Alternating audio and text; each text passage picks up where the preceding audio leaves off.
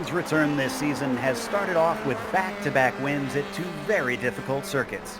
But this season's challenges are numerous and the cavalcade of tough tracks is unrelenting. Lime Rock Park is seen as the road course version of a short track bull ring, so space will be limited, action will be frantic, and typically a little bit of chaos throws a spanner in the works. Will Holland be able to overcome all of that and make it a three-peat? We'll find out soon as we get ready to watch round 3 of the PRL Formula 3 series, and you'll see it all live here on the Global Sim Racing channel and the iRacing Esports Network. Hi, I'm Joe Peak, and with me in the booth is Wei-Han Chan.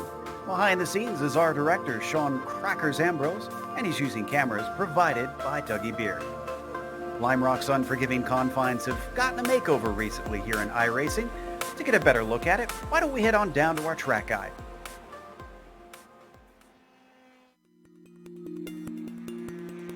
Welcome to Lime Rock Park.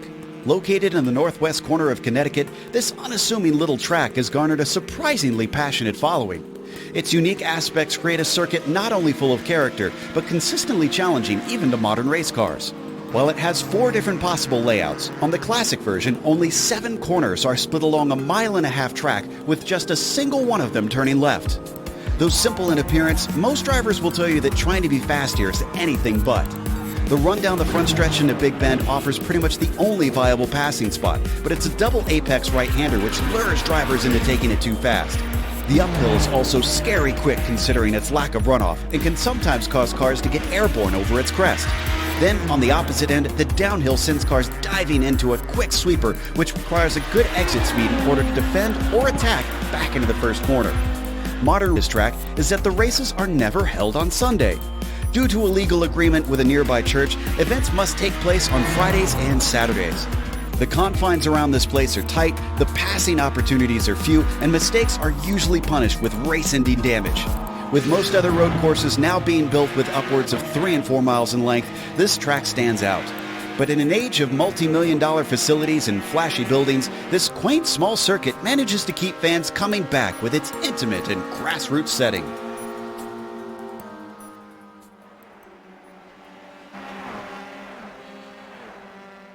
You see, not much to this track really, Wei-Han, but it certainly keeps drivers on their toes. It feels like over the years, everybody finds this place challenging.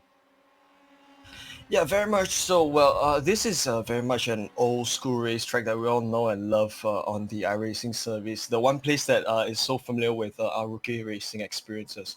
So we've got, in fact, all of the corners are right-handers except one.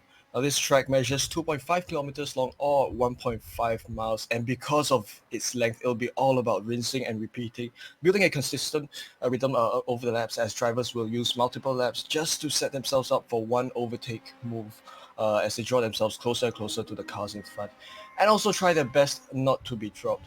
There'll be 2 corners in particular with elevation changes, the uphill and the downhill. These are the corners that might unsettle the car a little bit as drivers go flat out through those. And the downhill corner is also where, overtaking staging moves usually happen. Now expect high-speed action as well as a lot of lap traffic due to the track's length and unlimited slipstreaming, where these aero-reliant cars use all the tow they can get to gain an additional advantage over one another. And they'll need any advantage they can get to get those passes done. It's going to be tough. But before we get to the racing itself, let's remind you of our sponsor, NinjaTrader. Ready to compete against the financial markets? Supporting over 60,000 users across the globe, NinjaTrader provides award-winning trading software and brokerage services. NinjaTrader is always free to use for advanced charting, backtesting, and trade simulation. Visit ninjatrader.com to get started with a risk-free trading simulator and start tracking your performance. This race is also brought to you by ButtKicker. Today's broadcast is proudly sponsored by them because ButtKicker products add an incredible immersion and realism to every game. Feel every nuance and truly put yourself in the driver's seat. Check them out at thebuttkicker.com. Now, taking a look at the championship first, we are 2 rounds in. As we mentioned, with this being round 3, David Holland has won both of them. As you'd expect, he's got a decent gap over Greg Seitz, though not huge. Really, it's close between Seitz and Cuerto, though. We saw Mauricio have an up and down race a little bit in Montreal last week. tied for 4th and 5th between David Soroy and Samuel Hermer. One of them is going to have to come out ahead today unless we have a weird situation with bonus points. We have a teams championship that takes place in this series as well. So Wei-Han, why don't you run us down that? So in the team standings, Vantage Azuro leads these standings with 124 points. Of course, Rust Iron Racing is just so close behind with only 4 points behind. We've also got Lavoie Motorsport in third, 24 points behind the team standings leader at 100 points. And also Punto CL Racing and Rust Racing Steel, both tied at 4th position. Now, if you've never watched this series before, well, welcome for one thing. This is going to be an exciting one. We are in round 3, as we mentioned, out of a 10-round season. And they do have a drop week in those points, so they can have a bad race, but they can't use that drop week in the final round. It's a 45-minute race in this series, so it's a sprint format, essentially, for what you see in this sort of level of Formula 3 cars. It is also open setup in them, so there's a lot you can do to tweak them to try and get some speed out of it and get comfortable in the car. Now, I know it says they have a drive-through at 11 incidents. That is actually a stop-and-go penalty that they will experience at 11 incidents, and they will be disqualified at 20, which means they will literally be removed from the track. They'll disappear in a poof and be gone. There's bonus points down at the bottom that they can get. I was mentioning those earlier. They can come into play in the championship if we get a close one, but Holland has made sure we have not had a close championship in a while, as he has certainly been difficult to catch.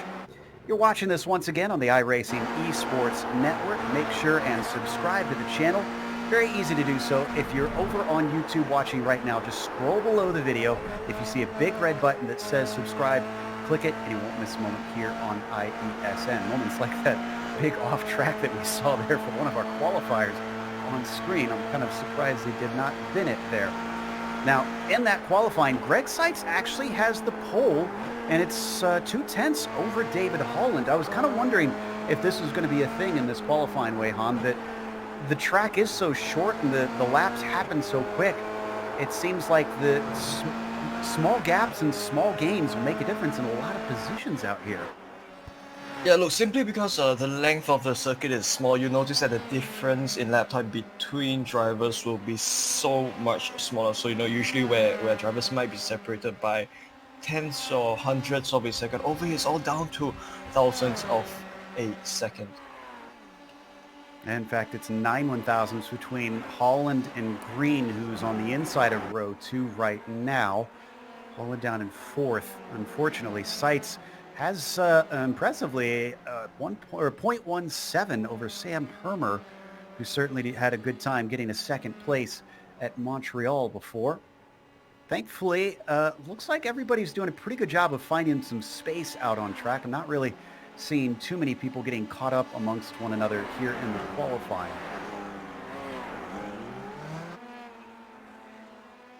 So I think we're watching, is this Holland heading around? No, this is Green that we've got on screen. You see he comes around the left-hander.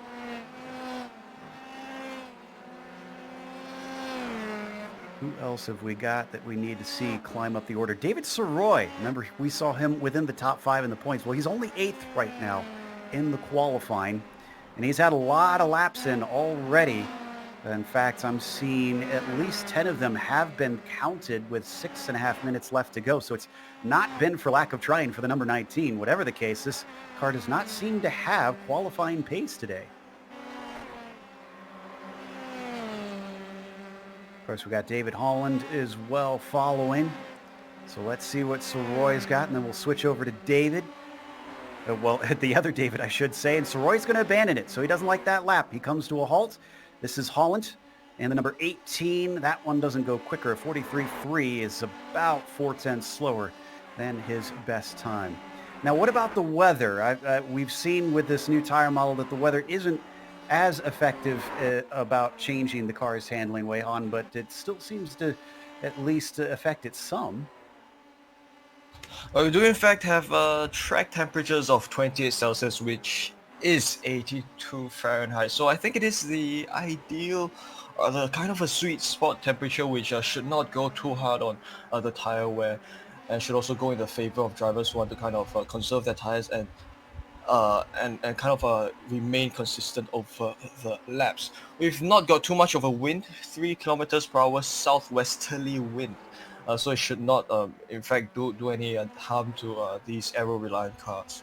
61% humidity. So I think we should all be on for quite a good race tonight. Certainly looking forward to it as you watch Greg Seitz cross the line. Did not improve that time through. What about Daniel Kranefuss? We haven't talked about him yet. He's sitting in fifth, and he's coming across as well. 42.938 is his quickest. Looks like maybe that was a slow lap for him. That was a 47.5, so that's way off pace. Maybe just trying to get himself some clear track. Brett Thurman as well. And here comes Hermer. Let's see. This is in second place. Remember, we watched him trying to improve. And, well, he's not got it this time. Let's stay with him, though, because I think he was backing it up on the front stretch last lap. I think he was in a little bit of traffic. Now he has some in front of him. That's Alex Gaillon in the 808 machine in front of him. He might be far enough ahead. Is this a big enough gap here, Wei Han, that the aero wake shouldn't disrupt him? Yeah, well, look, I think when you're close enough, you do get the advantage. But at this point, I think it should not bring any benefit. Oh, what happened? Yeah, there? that's good. That he's hit a little bit of an object at that point. If we have a look at a little bit of a replay, can we? Because he went under the bridge at that moment, so I couldn't quite see from my eye in the sky view. The car just looked like it. What did he hit? Absolutely bizarre. I wonder if this is a landmine or something, just a glitch in the game that iRacing hasn't caught. Oh, you know what? That was a car disappearing. That was some sort of netcode then. So that's what that happened. That was very bizarre. Okay, so now that the mystery has been solved, let's focus on the qualifying once again. 3 minutes left to go, so chance is running out here, Wei Han. Yeah, well, look, the thing is, as these laps are short, I think the drivers would still be able to kind of squeeze a fourth qualifying lap down if they manage to keep all their laps clean and consistent. So we do observe that the top 5 at least, or rather the top 10, their lap times are all separated by 2 to 3 tenths of a second. We have a look at Mauricio. He is currently sitting in 8th. Holland now crossing the line, but not quick enough. Boy, it is getting very, very tight between second and all the way down to what looks like, I'd say 11th place. There is only 2 tenths between those 8 cars, 8 or 9 cars. Stephen Verity sitting up in 6th, not able to improve. By the way, Mitchell Green, rather, I should say, has jumped himself up into 2nd recently, so that has pushed Hermer down, who is not back out on track. So unless he really gets out right now, he probably is not going to be able to get a quick one in and get those tires up to temperature. Let's continue to watch Verity work his way up over the hump on the uphill. And now this is what the other one you're talking about with that elevation change through diving turn. Nice and clean there for the New Yorker. He's got to beat a 42.9 to get himself any higher up. And that's a 43.7, so that won't do it. Yeah, I suppose one thing that drivers will have to contend with throughout this race is the kind of the lack of mental breaks when it comes to not just corners but also lap traffic. So it's something that drivers will have to be as they remain on their toes all race long. Sheldon Rosenbaum down in 15th. Now, have we seen Rosenbaum compete much in the PRL? Because I know we've seen him in the Autobahn series pretty often, but this might be the first I recall seeing him over here. Alex Gaillon now over the line, and again, still no improvement there. For our battle for the pole, Seitz, Green, Kranefuss, Verity, all still out there, and those are among our top 6, but we're down to 30 seconds left. So if you haven't started a lap, you better start one soon. Kranefuss across the line. That's not going to do it. And he's going to abandon this last lap. He's just pulling off, and Sheldon Rosenbaum. Ooh, that is quicker for him. That's up to 15th with the 43.1. Looks like Seitz has also finished up his qualifying. Guyon's going to be able to start one more lap, although it looks like he's being held up slightly. Verity is not going to get across the line, and he does not improve either. Green comes down. He is in second. Can he snatch the pole away? He's got a bit of time to make up, and the answer is no. He's not going to do it.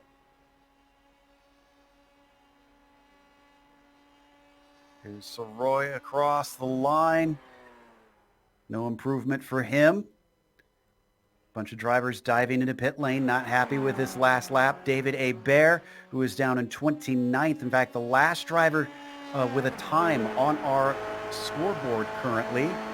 Let's see what the number 16 has got. He's going to give it one more shot. He's got a 45 flat for his quickest, and a 45.4 will not do it. Roy, I think he did not cross the line in time, but he's going to abandon it. Yep, he is done for the day because he's coming into pit lane. That will be our qualifying. Let's go through that starting order for today with Greg Seitz on the pole, Mitchell Green starting in second place. Then on the inside of row 2, it's Sam Hermer, followed by Daniel Kranefuss in fourth. David Holland all the way down in P5. Qualifying's important here. He might regret that in the end. Stephen Verity starts P6 with Lucas Bacigalupo in seventh. Mauricio Puerto also surprisingly far down, starting in eighth, along with David Soroy in P9. And David McDonald will round out your top 10. Beginning from 11 will be Rod Clinard, and Olivier Legault begins from P12. In fact, 0.3 of a second separating P11 and 12. This is how close timings are at Limerock Park.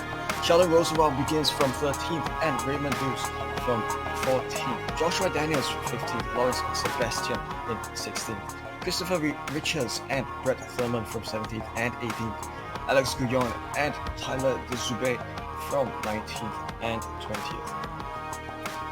21st is Eduardo Gach with Sebastian Brew starting 22nd today. Then you've got Lionel Duprat in the 23rd position.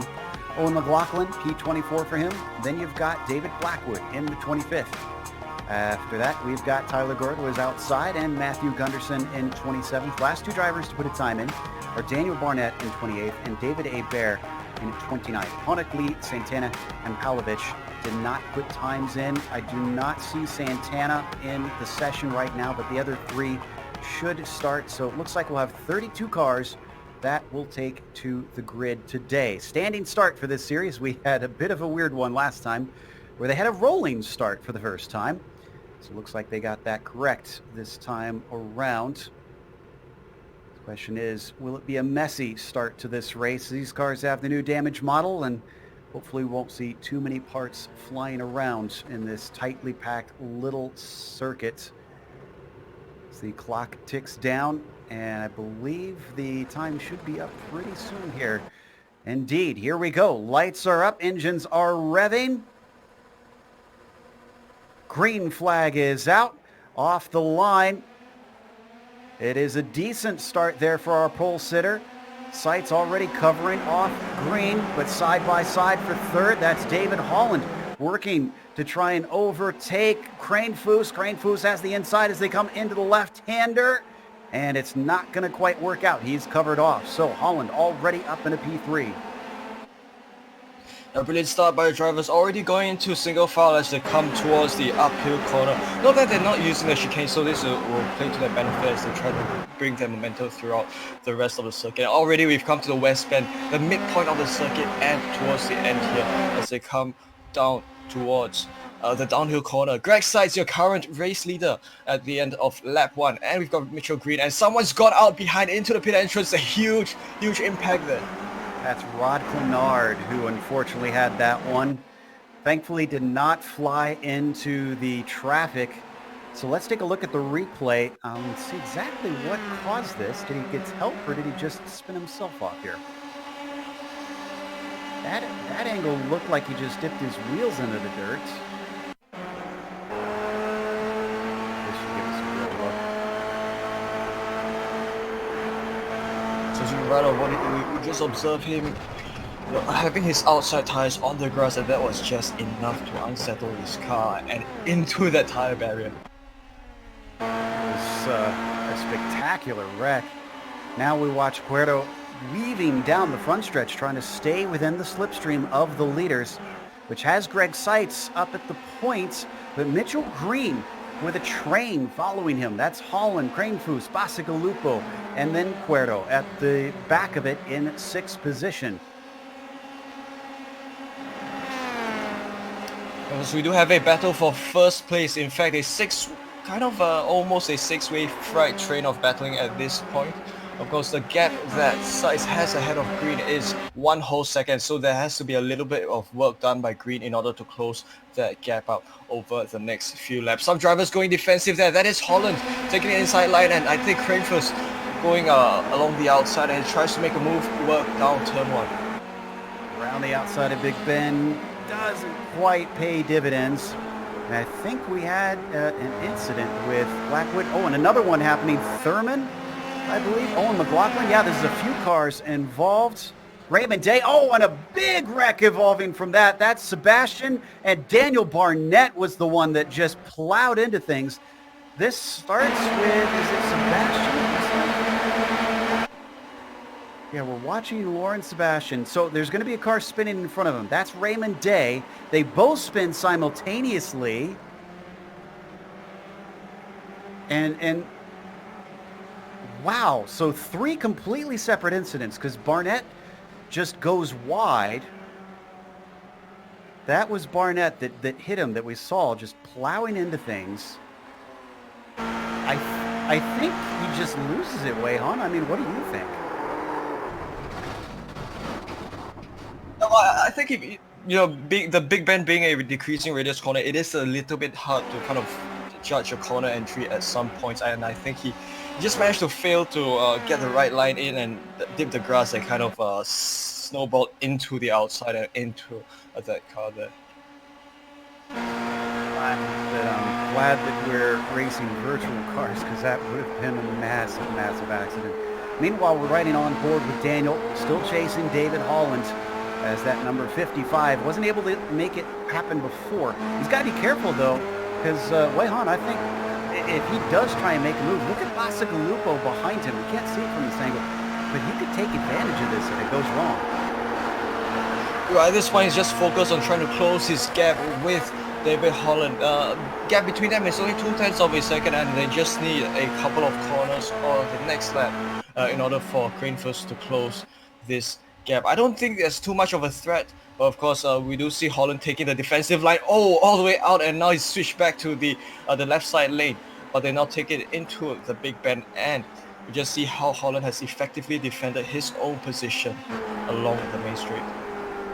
That's a perfect example of what we keep talking about, the difficulty in trying to pass here. Looking over that Ninja Trader logo on the rear wing. Holland is holding him at bay, while we've got an issue with Tyler Gore once again in Big Bend. Oh, and this looks like what you were talking about before, that entry being so tough here.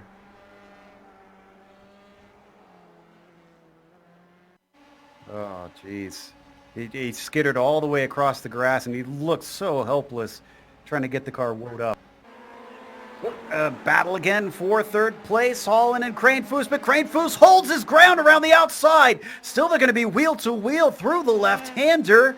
Can he get it done? Daniel finally completes the pass. I don't think David's going to take that one sitting down, though. He stays right with him, and he could get the chance back around to Big Ben on the next time through. A brilliant move by these two drivers to make that move take place ever so safely. They come along the West Bend, and it's Holland going for a comeback move as they come down the downhill and onto St. Posey straight once again. Remember, we've got Lucas right behind them also, as we see Cranefoos now his turn to make the defensive move, and Holland's turn to go along the outside again to try to make a move work. Holland not as aggressive as we've seen from Daniel, so he hangs back. I think we lost Sheldon Rosenbaum. I didn't quite see what the accident involved, but he's in pit lane. So we'll have to go back to that sometime later, unfortunately. And you talked about there was no threat from Lucas a couple laps ago. Well, that has changed completely now. As right on board Lucas as they take the west bend at this point. You can see that the gap between them stands at 0.2 of a second. And yes, in fact, Lucas it is kind of his turn to put his pressure upon David Holland. Stays right within that slipstream. Down into Big Bend. A little wide up there from Cranefoot, you can see, but he diamonds off the corner well. We're only 7 minutes into this race, by the way, and a lot has already happened. But one driver that hasn't experienced a lot happening is Greg Seitz, in a reversal of roles compared to what we usually see. Instead of Holland streaking away, it's Greg Seitz who has got the measure of the field. It is 2 seconds now that the number 74 has over the nearest car.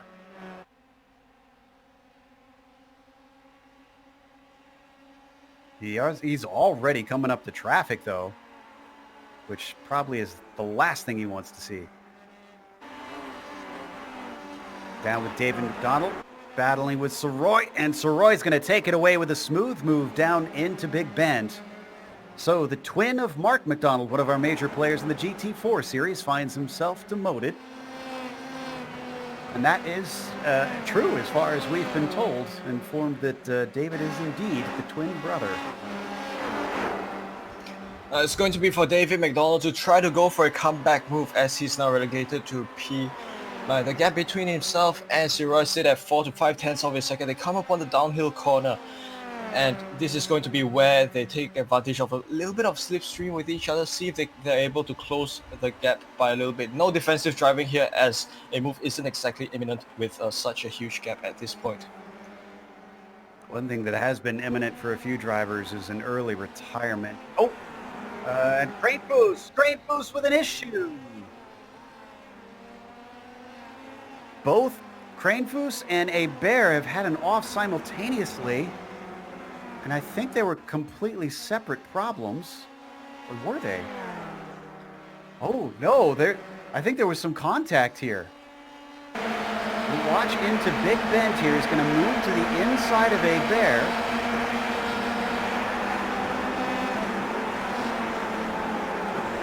It's just a little bit of touch. And I wonder if that hurt his suspension enough that because he spins off afterwards. We don't see it on this replay. If we could get to Cranefoot here.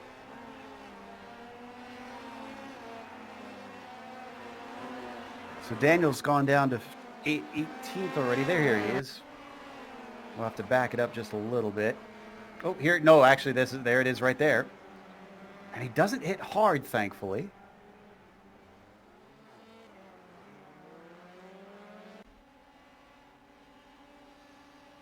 Well, there you see the results of it, Wei-Han. He's already had to come into the pits and, let's see. Oh, yeah, this is way too early. That's going to make for a second stop for him, for sure. Yeah, it's just unfortunate for him to kind of face himself with an incident. Yeah, well, he's gone out. He's having a little bit of trouble once again at this point, so I think it's just not going to play well with him as he tries to regain his confidence going on this race. So this promotes Holland up to third, but we've also got a little bit of a fight here. To 12th place, Eduardo Gach, Dzube, and Thurman. In fact, a bit of a train. Looks like Raymond Day is involved as well. There's Gach in the red machine. That green and white, that is Dzube in the SRT Formula 3 car. Coming down the front stretch, not quite the exit that he wanted. Thurman is being caught by Day in the background too. Day with a great run onto that front stretch, and he gets that down to within a tenth or two.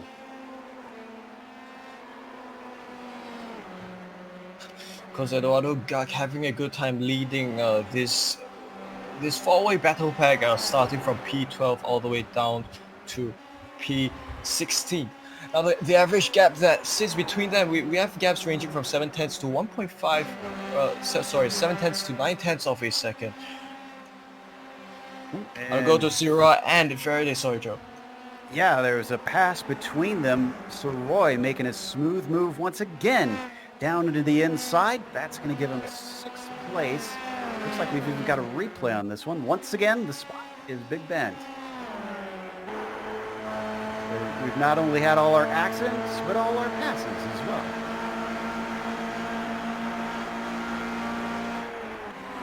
Yeah, looks like he backed out of that one.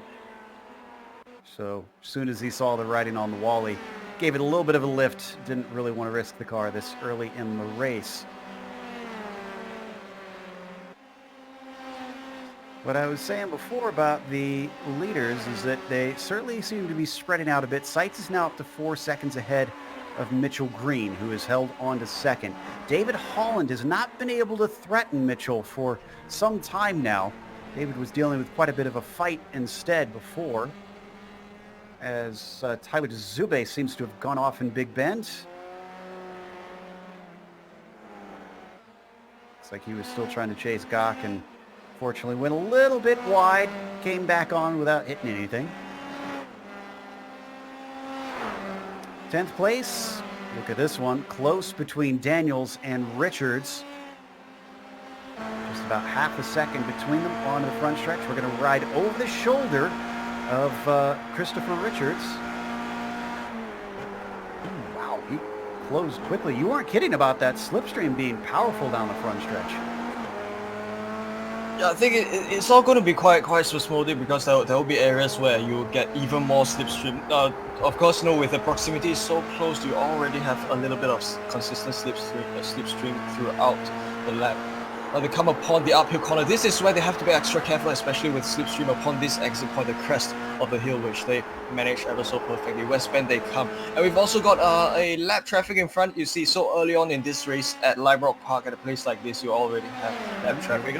They move by Richards along the inside, and they go almost side by side as they're going to enter the Big Bend. Perfect move there, a move up to P10 by Christopher Richards. All right, cracking into the top 10 now. He started in 17th, by the way, so Christopher Richards, definitely one of our hard chargers in this race. So is Alex Guyon from 19th to 9th, incredibly.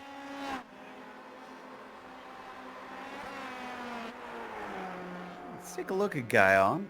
Not a driver I expected to be climbing up quite this drastically, but the 808 has done it well. I mean, we haven't seen much in the way of action with him on screen, so I assume that it's been relatively calm from his perspective. Granted, he's unfortunately in a little bit of no man's land, about 8 seconds up to McDonald's, 2.5 seconds back to Richards, who we were watching before. A little bobble there for Guyon coming off a Big Bend.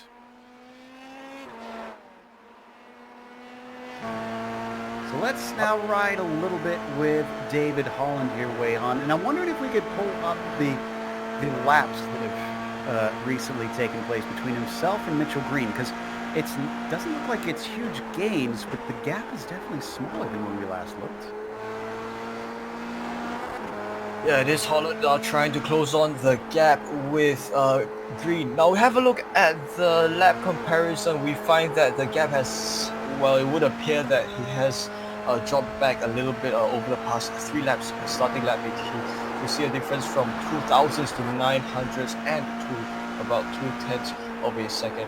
But of course, each driver will bide their time at a track like this, and they will need some laps in order to kind of close up that gap. At this point, it is 29 minutes remaining. We have quite a number of laps down already. Gap between Holland and Green sit at 7/10.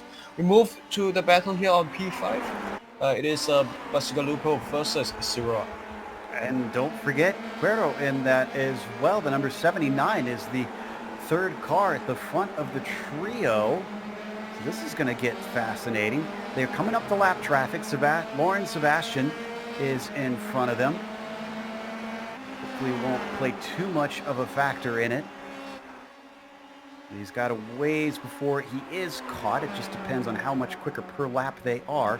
Right now, they don't seem to be gaining drastically. 2 wheels off for Bacigalupo through West Bend. That actually slows him up quite a bit, because here comes Soroy. Oh, and a late move, almost shoving him into the grass.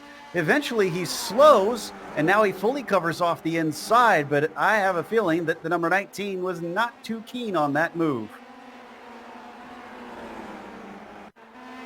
All right, you're in the steward's seat here, Wei Han. How do you feel about this? Yeah, we have a look from up top. We do get a better perspective at this point as we see how the cars interact with one another. So there's a Basigalupo in front and Syrah behind as they come upon the downhill corner, very close with each other.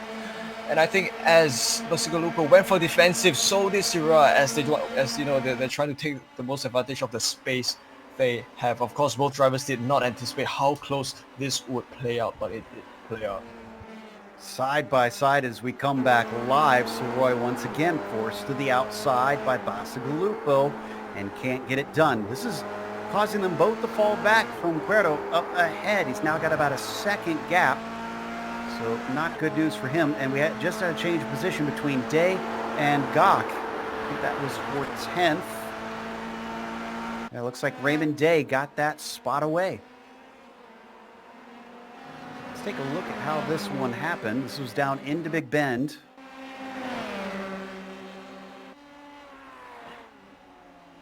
And no defense there.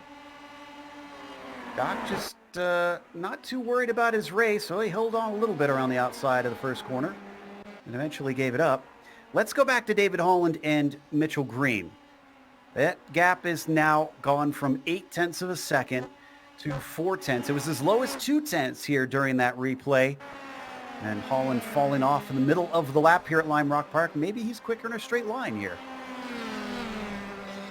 Yeah, Holland has managed to close his gap with Green, and they are now down to 0.4 of a second. A little bit of a defensive line, you know, when you can sense that the car behind you is close enough, usually you start to make all the defensive moves work. They come upon the big bend, and this is where Holland would appear to go even closer up to the rear end of Mitchell Green. They come upon the left and right-hander, of course, this being the only left-hander on this Lime Rock Classic layout, which is always so interesting. They come upon these the S's here as they prepare for the entry into the uphill. Boy, this has got to be nerve-wracking for Mitchell, knowing that he's got the multi-time champion right behind him, and he's got this traffic in front that they're barely going to get to the inside of. David Hebert letting them through. Now it's going to go side by side. Holland, the long way around. Can he outbrake him to manage to chop him off? He does, and he gets through. David Holland up to second place after starting this race in 5th. Oh, a brilliant move by Holland for the overtaking move to work. He goes up to P2, and he's going to be all ready to try to now being his turn to defend himself from Green. We saw that Gok had gotten overtaken by Day. Well, he's already been overtaken by Hermer, who is now through. And that happened before we could even get the cameras to him. Yeah, it looks like... oh, this is worth a replay. This didn't happen in the first bend. It happened in the last one in the diving turn. It was started off by that mistake right there. And he saw a weakness. He decided to pounce. Hermer is not going to ask for it twice, and he's going to push his way through.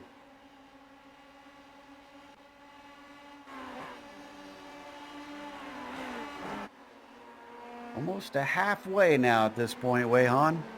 And I'm trying to see, do we have anybody who has taken a scheduled stop yet?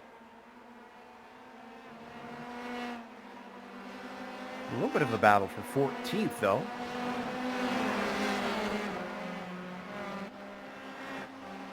Quite a big train at this point. Well, look, the gap between them would sit around 2 to 3 tenths of a second, so it is quite a tight one. They are approaching the staging ground for any potential moves to take place right after this.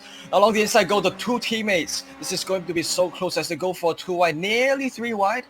But of course, that is one, the red one going along the inside line to defend his inside position as they go into the big bend. This is so close as it is a shuffle of positions between these 3 cars. Richards manages to get it away from Brett Thurman. That was for position for 15th, but not able to get by to Zube, who's still right there in front of him. He's sandwiched between the SRT cars. Can he do anything with it? And I think we're getting a scheduled stop for Stephen Verity, one of our top 10 drivers. So the number 4 looking for his stall. He was up to, we'll say, 6th place before. Let's see, does he take tires? We're watching. No, just fuel. No tires for the number 4. He's back out and running. He's going to return in 19th, but he is going to be in a little bit of traffic now.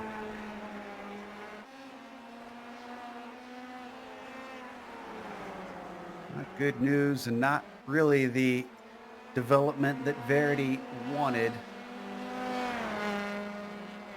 We were watching that battle for 12th before. Daniels ahead of Dzube, ahead of Richards.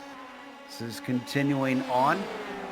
Daniels might be under threat here. Oh, this is not looking good. Weihan, I think Dzube's got the run.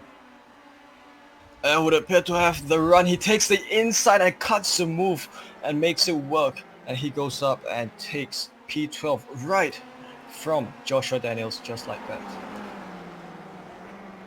Boy, the way that Daniels backed out of it so early, I thought that Dzube was going to overshoot the corner. Thankfully, he was spot on in his brake marker. That's going to get him into 12th.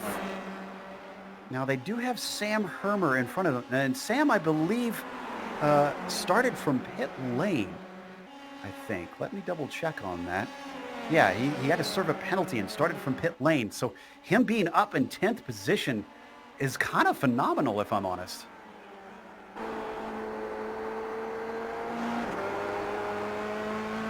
Watch from on board, looking over his left shoulder. This is Day. This is for position directly in front of him. He started this race in 14th. Hermer should have started in 3rd with his qualifying. So hence why he has been able to weave his way through the field so quickly. Also worth noting, we only have 18 cars left on the lead lap, and we've just passed that halfway point. Is this going to be Hermer making a move down along the inside against Day? Unfortunately, not close enough for the overtaking move to work into the Big Bend. So he is going to require a few more corners to set himself up and make the move work again. Of course, being Light Rock Park, lap traffic is among the challenges that all the cars along on the lead lap will have to face at some point in the race. Of course, it does happen earlier than usual when you start to face lap traffic. A little bit unstable goes Day as he went upon the uphill corner. I'm keeping half an eye on this and half an eye on Bastigalupo and Savoy because they've been both the lead. This is where we might get a pass between these two. Down to the inside, Day defends, Hermer attacks. We saw this work for Holland before, and it's gonna work for Hermer as well. Up to P9, going the long way around. Just amazing the kind of overtaking lines, the racing lines that you do have at the Big Bend. You know, being a wider entry, that is some moves that people would like to use. So Roy's got the inside. This is what he's been working on, getting away from Bastigalupo for a long time. Remember, he almost got pushed into the grass earlier. Is this going to finally be the vengeance that he wants? Yes, it is. David Soroy up to the top 5 with that move. A great move by Soroy against Bastigalupo, and at this point, I think with the corners to come, you know, the gap between them currently sits at 3/10, and they come upon the uphill. So can David now chase down Mauricio Cuero? He's the next one up there. Oh, why is he going way inside? Oh, he's going to pit. He was motioning that he is coming into pit lane. What a nice move from the 19 to make sure and communicate that. Oh, and Holland is in. Second place driver is pitting. Wondered what kind of gap he had. I didn't quite get to see what his gap was to our leader for the stop, and that is very, very fast.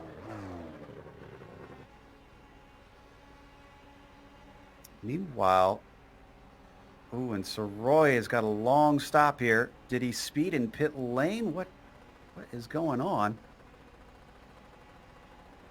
The other possibility is this might be a stop and go penalty for too many incidents.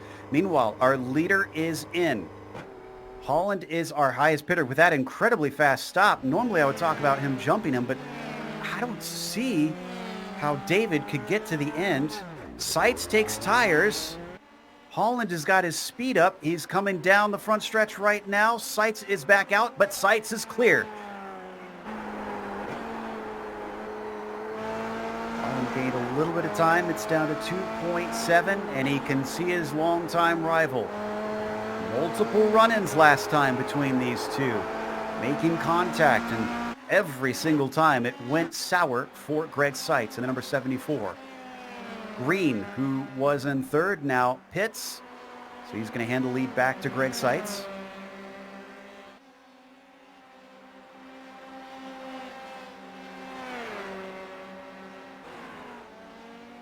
Seitz dealing with a little bit of traffic. Green, yep, there he goes. He's on by. Green is through, and Holland is in front of him, so Green returns in third, ahead of Cuero.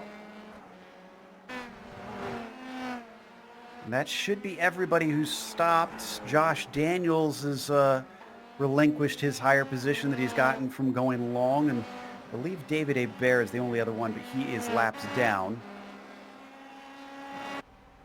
Daniels being our last pitter. Let's quickly run down how things have shaped up after the pit stops now, because that changed the complexion with a variety of pit stops times for our drivers. Seitz with an average stop of about 7 seconds. Nothing really dramatic, just noticing that he took tires, which could come into play. Oh, and ahead of him, there's a big wreck. In fact, he's having to slow up a lot trying to pick his way through. This has cost him all his time, and there is Holland right up with him. That was Josh Daniels, actually. Daniels involved with, who was that? Well, he made contact with Sheldon Rosenbaum as they went 3 wide with Duprat to his outside. Meanwhile, let's stay on this battle. Holland has cut it down now. Can he get around him? Seitz has got to be asking when can he catch a break. He built a monstrous gap. The only thing that he's got going for him is fresher tires. David Holland hunting him down the front stretch. Going to be forced all the way to the outside as he almost squeezes him off into the grass, side by side, into turn 1. And he's going to be denied this time through, but this battle is not over. Yes, fantastic move by Seitz. He manages to hold on just enough to defend his race leader. Of course, it was unfortunate that he had to face that incident, that point, which kind of ruined whatever momentum he had and advantage he had ahead of everyone on the grid. You know, suddenly moving from having such a large advantage ahead of everyone earlier on in the race to right now having the second place right breathing down your neck right behind you. This is a big change that Seitz is trying to grapple with at this point. Wei-Han, can you go and check for me to see if Holland went and got tires? Because I'll keep an eye on this battle. I don't think he did with how quick his pit stop was. But like I said before... his pit time was 4.9 seconds, so most likely no tires taken. Perhaps just okay. fuel. With a ride on board. That's, like I said, that's the only saving grace I think that Greg Seitz really has right now. And this lap traffic is really starting to become a headache. That was David Hebert, who ducked out of the way at the last second. Watch from the heli cam. Oh my gosh. Thought he was clear, and then suddenly there's the leaders.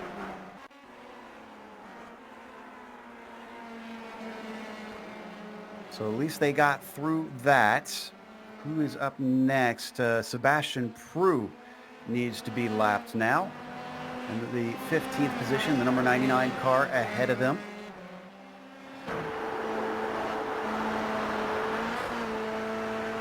Now this is paying credence to the fact that Seitz took tires while Holland didn't, because look at him gap him once they've gotten into clear air here, Wei-Han.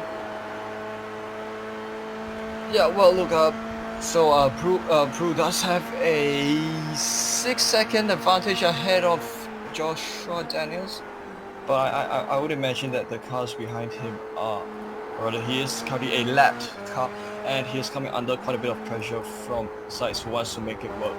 So, will we see that? Will we see this being an impedance to Seitz' momentum as he tries to make his way, or tries to sit behind this lap traffic? You know, sometimes with lap traffic ahead of you, you can take advantage of a little bit of slipstream, but of course, The driver being smart, doing the blue flag move to allow the race leader sides through.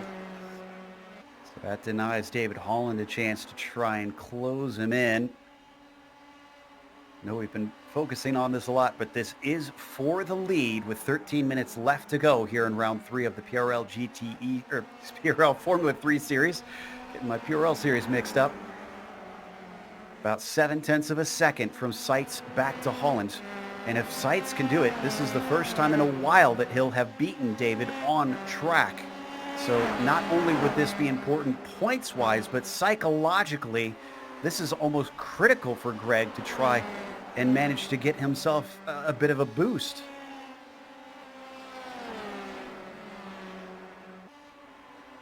Down Christopher Richards in P10. Sorry, Joe. No, go ahead. You got it. Yeah, Richards in P10, and he is trying to fend himself off against Day, who is in 11th.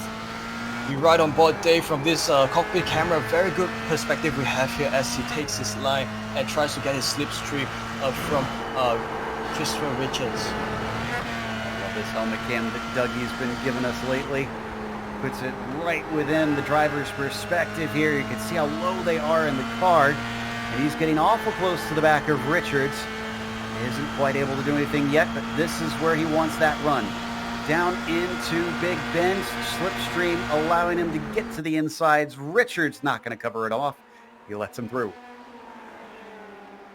So they come now out of that corner. Behind them, looks like Dzube changed positions with Gok once again. Those two have been back and forth quite a bit. Looks like another swapping of places on the front stretch with the slipstream between them. We're not missing anything up at the front. Seitz has dropped Holland by quite a bit now. It's about 1.5 seconds. You know, I almost wonder, Wei-Han, if that short stop was simply because maybe Holland was thinking, if I can get that track position, I can fend him off for the rest of the race. Yo, I think it's all about weighing the pros and cons to your ability to defend your position. And if you are able to defend your position, you can get by with not exactly having the freshest of tires. But of course, with better tires, you do have the advantage of better consistent pace throughout the laps. So of course, David Holland, he was trying to play the betting game, and it would appear to have played slightly in his favor, although he currently only sits in P2. We saw that change for positions. That was Dzube once again getting by Gok for 12th. And up at the top of your screen, our eagle-eyed viewers may have noticed Seitz set another fastest lap of anyone out there. Those tires really are coming to the fore.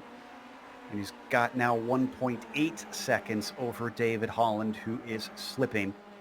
We're down to 13 cars left on the lead lap. On board with Seitz. That is Sheldon Rosenbaum just up ahead.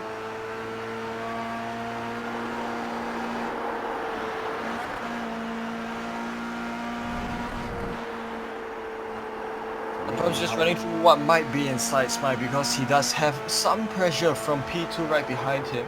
Although the gap is still 1.9 seconds, he makes use of a little bit of slipstream from Rosenbaum, but then darts back again to make that lapping overtaking move work. So now he does have a bit of playing in his favor. He does have Rosenbaum sandwiched between himself and P2, so that could stay on for just a few moments, which could solidify his race lead for just a little bit longer, buying himself some time as he tries to find the perfect route to make this work for the remainder of this race. And interesting to note, we were watching this fight before. Gok and Dzube are the ones right in front of him now. So even though they are separated a bit, this is sort of a battle for position.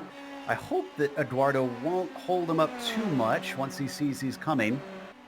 He just won't want to lose as much time himself, because he's trying to stay up with Dzube as they enter back into Big Bend. He's not going to pull over for him here, and now is where it gets twisty.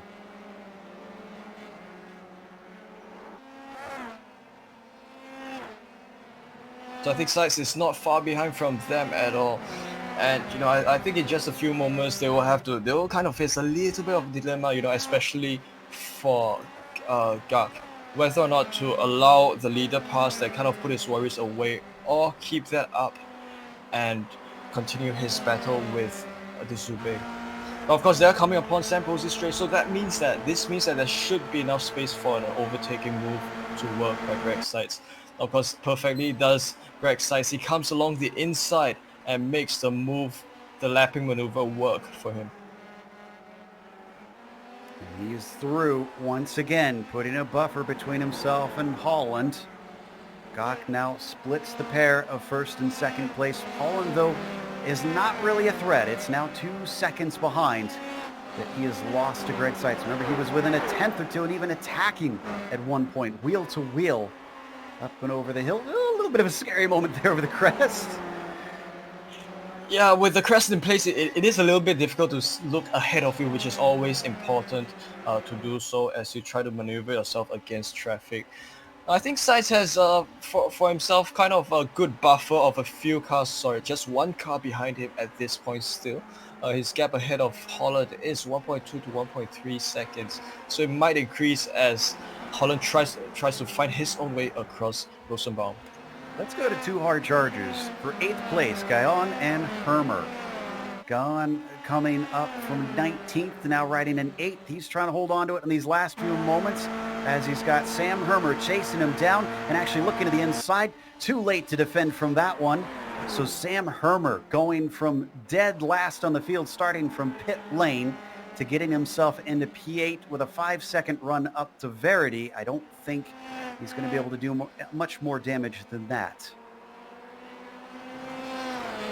Oh, we've got a car on the side of the track, Sebastian Prue, in a very bad spot, and he's going to get it going, thankfully, before the leaders get there. It was a bit scary, though, because he was right in the firing line just before the entry to diving turn.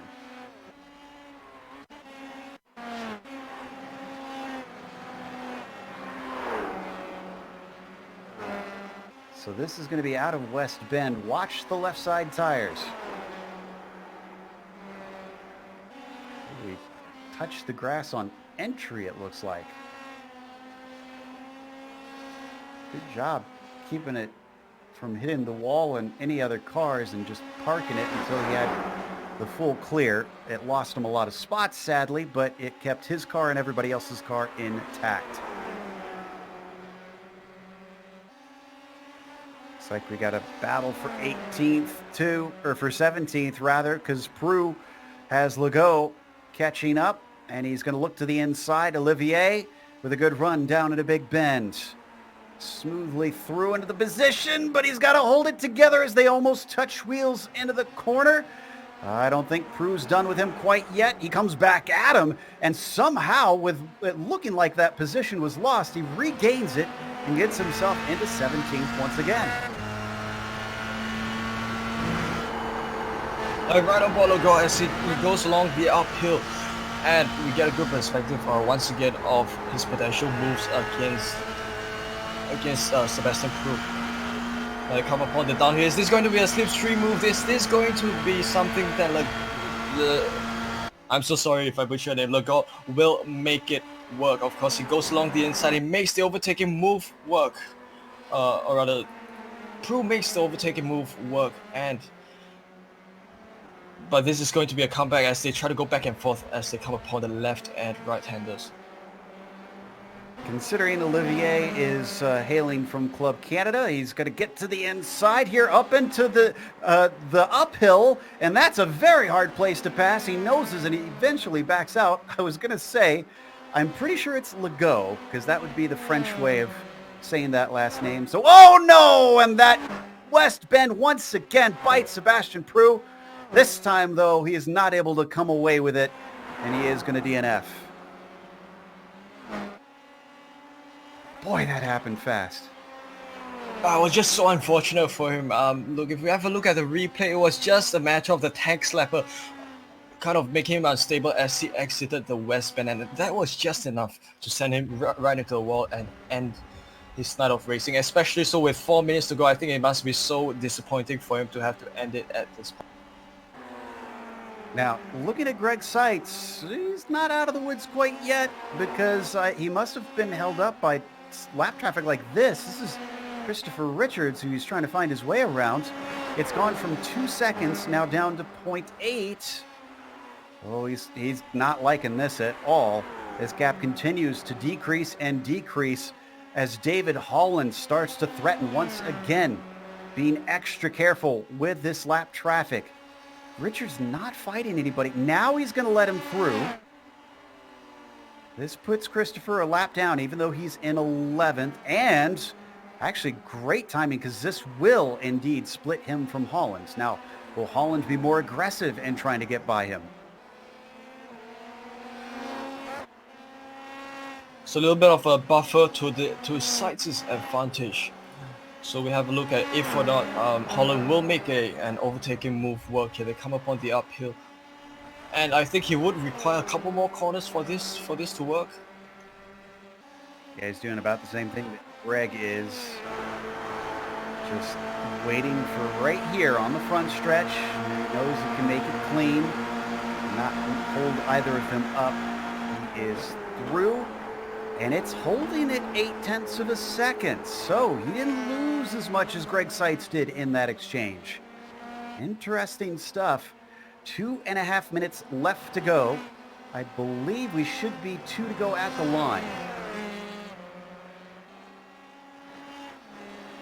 I think this battle will go down the line because with such little time left, or rather so close to the end of the race, drivers will put in all that they can in order to make the move work. This is all or nothing for David Holland, as he would try to take the race lead away from Greg Seitz, but Greg is also up there. He has the advantage of fresher tires, and he is going to use that to his advantage as he tries to defend his race lead. They seem to have overestimated. It actually looks like it's 3 to go that time at the line, judging by the clock. And, well, the good news for Holland is he doesn't need to worry too much because 10.7 seconds back to Mitchell Green. After he disposed of that number 27, he did not look back. Problem is, in his looking forward, he's not been able to do much with the 74. And his time is running out. He's got to get much closer to him to try and make an attack and take them away. For those wondering what this does for the championship, it actually doesn't allow Seitz to overtake Holland for first in the points. It's only going to narrow that gap down to roughly about 9 markers, as we won't be able to know the bonus points until this race is over. And that could change it, could make it better, could make it worse for Seitz. It all depends. So we're going to get the white flag next time by, and Greg is now coming up on Raymond Day. And if I'm seeing correctly, is Day a teammate to Holland?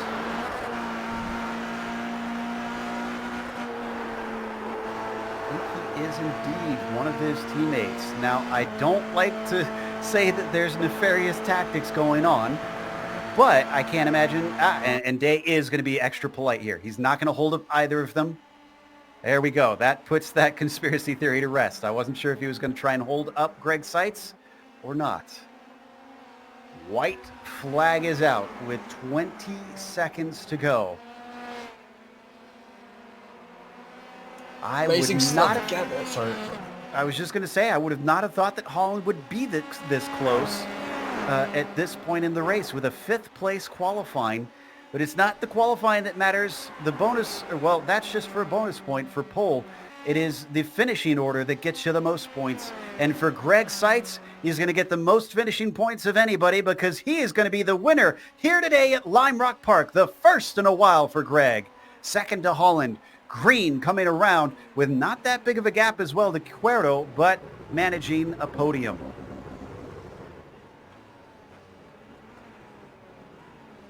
Bacigalupo going to manage to get a 5th place. And this is ending very, very fast with so few cars in the lead lap. Only 9 left on the lead lap in the end. Verity Hermer guy on the last ones through. So with that, we're going to take a quick break here on the Global Sim Racing channel. We're going to come back with the unofficial results as well as driver interviews. Stick around because on screen you're going to see all the upcoming racing here on GSRC.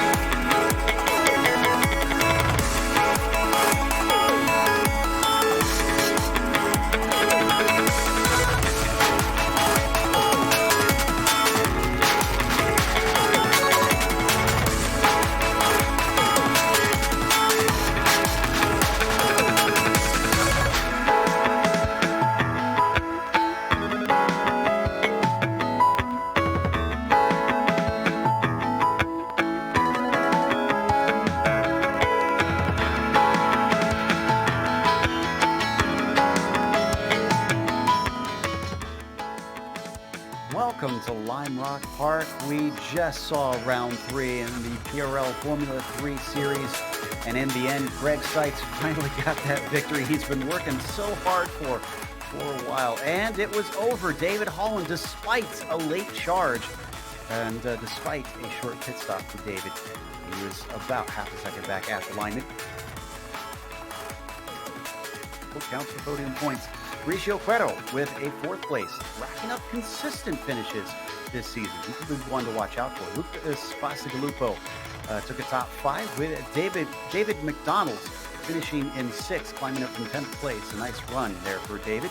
Stephen Verity in 7th with Samuel Hermer in 8th, and then Alex Guyon, the last driver on the lead lap, was 9th. Raymond Day was your 10th place finisher. And then, of course, we've got Christopher Richards in 11th with Eduardo Gach in 12th. Tyler DeZube finishing P13 today, and Don Lee in 14th position. David Soroy with a 15th place finish. Josh Daniels in 16th, and Olivier Legault, who we watched his fight late on 17th. Owen McLaughlin was 2 laps down in 18th position. Then you get into drivers with major problems. David Hebert in 19th, and Sebastian Prue, who was our first DNF of the day. Rest of the drivers on down were either DNFs or had to come in and went many, many laps down. Not so for Greg Seitz, who was our winner. Greg, it looked like in the qualifying you had the edge over Holland, and it looked like a good edge. But then in the race, talk to us about what's going through your mind when the pit stops finished and suddenly you see the gap back to Holland.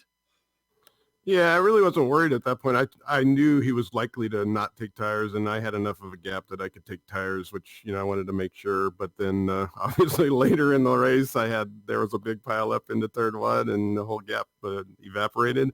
So, at that point, there was just tons of traffic to work my way through. So every time I would pull some kind of a gap on them, I would encounter traffic. Some guys were great getting out of the way, others not so much. Yeah, sometimes that happens. Well, you said you had confidence too once you knew how the pit stops would go, and they did. Does the same extend to your defensive skills? Because we talked a lot about how track position is so important here, and well, you had it in that battle. So did you feel confident you could keep him behind? Yeah, I did, because number one, I had, it's tough to pass. You can get it done, but it's tough to pass around the outside of turn 1. He really had that one shot at me after the incident in turn 1 on the previous lap, so that got him close enough. But I had kind of utmost confidence in my tires at that point, so I pushed it deep into the turn, and I really didn't think he would get me there. And even if he had attacked it later on, I'm pretty sure I could have held him off. So, again, it was taking the tires. In hindsight, if I hadn't taken the tires, I wouldn't have been, held up by that turn 1 incident, and I probably would have had a 5 or 6 second gap. But, it all worked out in the end. It was probably made for a much more interesting race anyway. It certainly raised our voices, I can tell you that. Do you consider Lime Rock a specialty track for you? Is this one where you think you tend to be strong? Because I did not expect this performance from you today, but it was a pleasant surprise. I don't know if it's particularly strong. I mean, it has been, it's proven that it has been this week, and the officials I've done really well. I've never been here in this car other than the week 13 fun stuff. But when I was racing Skippy, we visited here obviously quite often. So maybe that gave me an edge. I'm not sure. But yeah, our whole team did just fantastic. So I think we really dialed in our setup. That was probably part of the difference too. Certainly looked like you had it under control. Well, congratulations. Before we let you go, anyone you want to thank? Yeah, I want to thank you guys, obviously, for doing a great job broadcasting, and PRL for putting on the league, and then of course my team, who I'm super happy with. We, just all around great job, and we had a lot of fun this week practicing. Awesome. That was Greg Seitz, your winner here today for round 3. Up next, though, Weihan has caught up with David Holland. Hi, David. Congratulations on coming home P2 in the F3 series tonight. Now, we did notice that at one point in time during the pit stops, you might have gone for the option of not taking tires, and I think subsequently what that might have led to was that you were in fact stuck behind Seitz, and it would appear that it was a little bit challenging for you to go for the overtaking. move for the race lead. Now, could you take us through the sequence of events and how, and if you could share with us more about that moment? Yeah, absolutely. Hey guys, first off, just want to say, hope you guys are staying safe and staying healthy. Huge congrats to Greg as well. He ran a great race, but yeah, didn't get the qualifying effort we were hoping for, so put us back quite a bit there at the start. Also, our setup, we knew it was kind of a long setup. We knew it was going to come in really late into the race. Not quite that late, but it definitely started coming in there. And by that time, Greg had pulled out, like you said, 4 or 5 seconds. And then when it came time to pit stops, I pit a little bit early just because I was coming up on lap traffic, figured that might save me the time that Greg had to spend getting around them. And then, yeah, it was basically a Hail Mary at that point to not go for tires, which here, it's so tough on the left side tires with all the right-hand turns. So I wasn't quite sure how it was going to work out. And it was definitely getting really sketchy towards the end, but I was pushing and giving it everything I had. So Greg definitely earned it. Yeah, absolutely. So, yeah, would appear that I think the lap traffic did kind of affect the race pace of various drivers, because it's always a challenge to have to balance between making the move work and not jeopardizing everyone's race safety. Now, look, we head to Imola next week. So what are your thoughts as we head to a track like that? Understanding that it is a place where you can stretch your legs a little bit further, and also about the possibility that the track like Imola is more suited to open wheel cars. Yeah, absolutely. Let's just say I'm glad we're done with these first 3 weeks here. These have been tough tracks altogether, especially this week. So, yeah, really looking forward to that. More of a GP style track. Should be a lot of fun. It's one that we haven't raced in a while, so I'm looking forward to it. Gotcha. Anyone you'd like to give a shout out to before this interview comes to a close? Yeah, of course, need to thank the team, Van G Sports, as always, put in quite a bit of time trying to get our setup put together for this week. Got to thank the sponsors, Ninja Trader and Butt Kicker, also PRL for organizing this great league, and you guys at GSRC for the broadcast. It's always awesome work, guys. Appreciate it. That was our second place finisher, David Holland. And then up next, a real quick interview with our third place finisher, Mitchell Green, who held second for quite some time. It wasn't until well into the race, Mitchell, as we try to pull him in here. Looks like we jumped the gun a little bit on talking to him. There we go. Now we've got Mitchell in with us. Mitchell, you held second place for a good chunk of this race, and then suddenly you had David Holland behind you. Does it enter into your mind when racing against guys like David at all, their reputation, or are you able to block that stuff out? No, it's in the back of your mind the entire time. I can't imagine. I know I would not be able to withstand the pressure myself. After that, it seemed like he started to gap you a little bit, and, well, he was kind of gone. So were you content to just ride in third for the rest of the race? Did you feel good about at least solidifying a podium? Absolutely. Greg and David, they're on a whole nother level themselves. So I know it's a battle really between them two. So my strategy was to kind of give Greg as much time as he could to keep the gap and hold him off as long as I could. But unfortunately, I got caught up with some lap traffic, and David got by a little sooner than I had hoped. But all in all, I think I did a good job holding him off for as long as I could. So some team tactics we didn't quite catch happening out on track. Wayhan was talking to David a little bit ago about Imola coming up. But what about you? Are you looking forward to Imola? That seems to be, like this one, a bit of a divisive track at times. Yeah, I'm definitely looking forward to a longer lap. There's more to focus on. It's going to be harder to set the car up for it, but definitely looking forward to that legendary circuit. Well, again, thanks for coming and talking to us. Apologies, this one had to be a little quick, but we got to get Sean on a plane here in a minute. So congratulations on third, and hopefully we'll get to talk to you more this season. Thank you, guys. Appreciate it. That was Mitchell Green taking home third today. And a big thank you to some of our sponsors in this series before we close things out. First off, starting with Ninja Trader. Make sure and check them out at ninjatrader.com if you want to see what they can do for you. And also to the Butt Kicker. You can find them at thebuttkicker.com if you want to see if they've got anything for your sim rig. Also, thanks to iRacing for putting us on IESN for another season here for the Formula 3 series. And thanks go out to the companies that provide the software and the hardware for our broadcast listed here on your screen. Additional thanks go to June Lalonde, who provides our wonderful music. See the screen for how to get a hold of more of her great work. And thanks to the team today, Wei-Han, Sean, and Dougie. If you'd like to find out more about GSRC, including upcoming races, you can find it at globalsimracingchannel.com. Also, check out our social media. Our Twitter is @GSR Channel, Facebook is Global Sim Racing Channel, and Instagram is GSRC_Graham. Off to Italy for the next round at Imola. That'll be Thursday, April 9th at 9 p.m. Eastern. But we have upcoming races for other series listed on the screen, so check those out and mark them down on your calendar, because until next time, race clean, race hard, see you on the track.